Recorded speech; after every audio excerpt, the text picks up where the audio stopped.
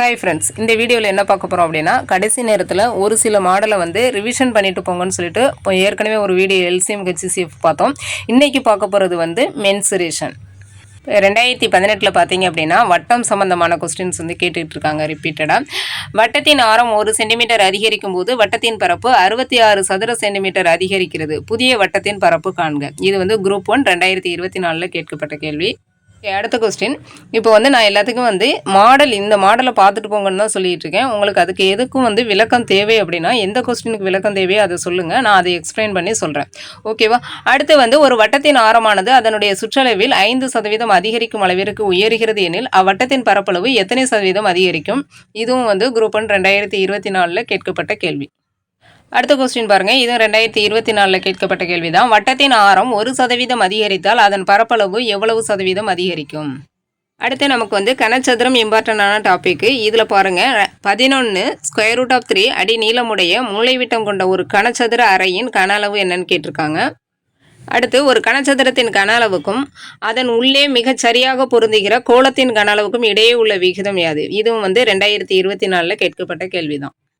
அடுத்து பாருங்க, ஓர் கனச்சதுர வடிவ நீர் தொட்டியானது 64,000 லிட்டர் நீர் கொள்ளும் எனில் அந்த தொட்டியின் பக்கத்தின் நீளத்தை மீட்டரில் காண்க. இதுவும் வந்து 2024 கேட்கப்பட்ட கேள்வி. நம்ம பார்க்கக்கூடிய மாடல் வந்து கனச்செவ்வகம். 4 சென்டிமீட்டர் பக்க அளவு உடைய ஒரே மாதிரியான 3 கனச்சதுரங்கள் ஒன்றோடொன்று பக்கவாட்டில் இணைக்கப்படும் போது கிடைக்கும் புதிய கனச்செவ்வகத்தின் மொத்த பரப்பு காண். அடுத்து பாருங்க, கனச்செவ்வகத்தின் நீளம் அகலம் உயரம் முறையே 4.5 மீட்டர் 3 மீட்டர் 2.5 மீட்டர் எனில் மொத்த பரப்பை காண். இதுவும் வந்து 2024 கேட்கப்பட்ட கேள்வி. அடுத்து நம்ம பார்க்கக்கூடியது வந்து உருளை.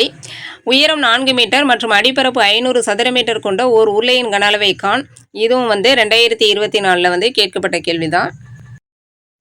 அடுத்து ஒரு உருளையின் மொத்த புறப்பரப்பு 880 சதுர சென்டிமீட்டர், அதன் ஆரம் 10 சென்டிமீட்டர் எனில் உருளையின் உயரம் காண்.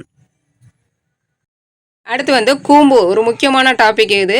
484 சென்டிமீட்டர் சுற்றளவு உள்ள ஒரு மரக்கூம்பின் உயரம் 105 சென்டிமீட்டர் எனில் கூம்பின் கன அளவை காண்.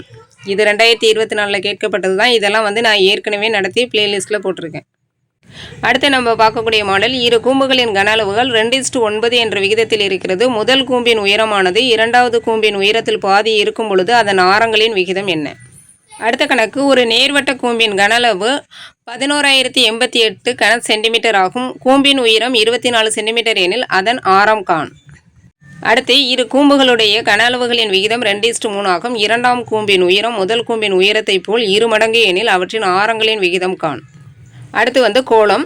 ஒரு கோளத்தின் புறப்பரப்பு 154 சென்டிமீட்டர் ஸ்கொயர் எனில் அதன் விட்டம் காண். அடுத்து வந்து ஒரு அரைக்கோளத்தில் காணப்படும் மீப்பெரு வட்டங்களின் எண்ணிக்கை எத்தனை? ஓகே ஃப்ரெண்ட்ஸ், இது வரைக்கும் நம்ம பார்த்த மாடல்கள் எல்லாத்தையும் வந்து திரும்ப ரிவிஷன் பண்ணிட்டு போங்க. இதில் வந்து நான் மேக்ஸிமம் வந்து எல்லாமே வந்து பிளேலிஸ்ட்டில் நடத்தி போட்டிருப்பேன்.